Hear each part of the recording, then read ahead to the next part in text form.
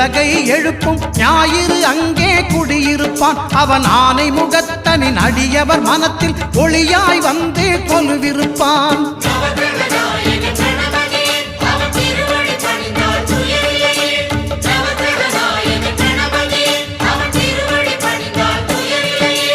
ஒன்பது கோளும் ஒன்றாய் காண அங்கு கற்பகம் என்னும் கடவுளின் மெய்யில்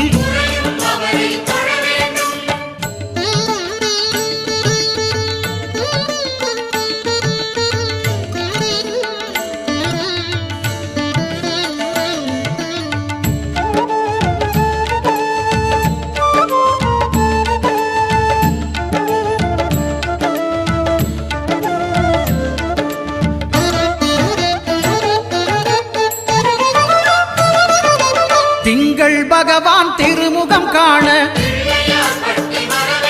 அங்கு கற்பக பெருமான் தொப்புள் குழியில்